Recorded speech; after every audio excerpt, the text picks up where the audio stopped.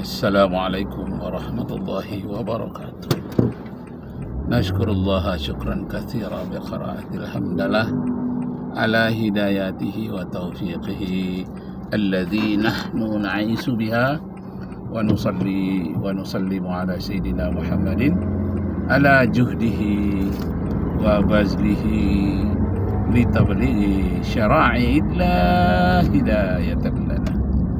Kajian kita pada hari ini tentang jodoh. Bapak Ibu saudara-saudara sekalian, jodoh itu ditetapkan oleh Allah sebagaimana rezeki. Ada 5 hal yang merupakan rahasia, tapi sudah pasti ada ditetapkan oleh Allah, antara lain jodoh, kematian, rezeki, kelahiran, kemudian kiamat. Di dalam surat Luqman ayat terakhir itu disebutkan dengan jelas. Nah, masalah jodoh, Rasulullah SAW menganjurkan kepada kita supaya mencari jodoh yang subur. Sabda Rasulullah, tazawwajul wadudal waluda. Carilah jodoh yang subur, yang punya potensi untuk banyak keturunan. Inni mukasiram bikum yaumal qiyamah. Aku bangga nanti kalau di akhirat umatkulah yang terbanyak dibandingkan umat-umat Nabi sebelumnya.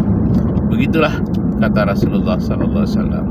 Inni mukatsirum bikum yaumal qiyamah.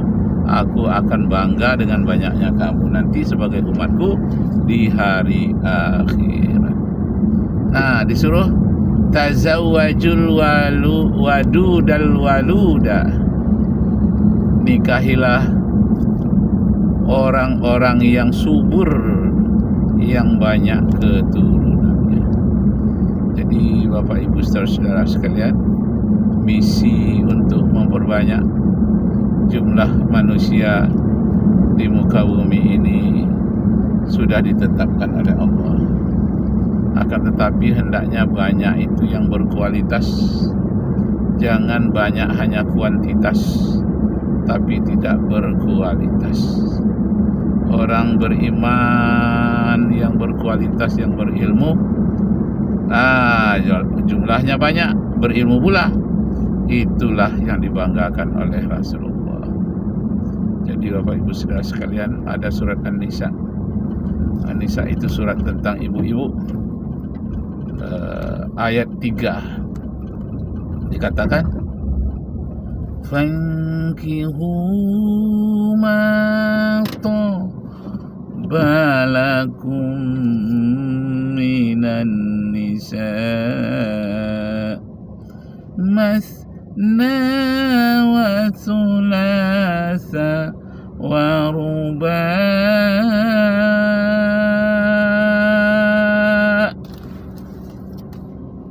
Nikahilah wanita yang baik-baik di antaramu, jumlahnya cukup 1.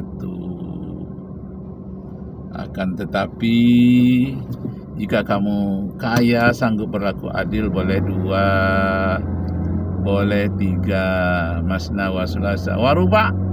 Bahkan kalau masih mampu lagi boleh 4. Wa in khiftum, jika kamu miskin atau tidak bisa berlaku adil, fawahidatan, maka cukuplah 1 saja. Jika kamu tidak bisa berlaku adil, cukup 1 saja. Masya Allah. Nah, jadi masalah jodoh dirahasiakan oleh Allah. Kita tidak bisa tahu pasti siapa yang akan menjadi jodoh kita. Karena itu ingat pesan Allah di dalam Al-Quran, surat Al-Baqarah ayat 216. wa asa an takrahu syai'an. Boleh jadi seseorang itu tidak kamu nikahi karena kamu tidak senang, kamu benci kepadanya. Antakrahu syai'an, atau sesuatu itu ada yang tidak kamu senangi. Wa huwa khairul lakum, mungkin yang kamu tidak suka itu dia sanggup membahagiakan kamu. Khairul lakum. Wa asya an tuhibbu syai'an wa huwa syarrul lakum. Boleh jadi kamu sangat mencintai seseorang atau mencintai sesuatu, tetapi yang sesuatu itu dia tidak akan membahagiakan kamu. Wallahu ya'lamu wa antum la ta'lamun.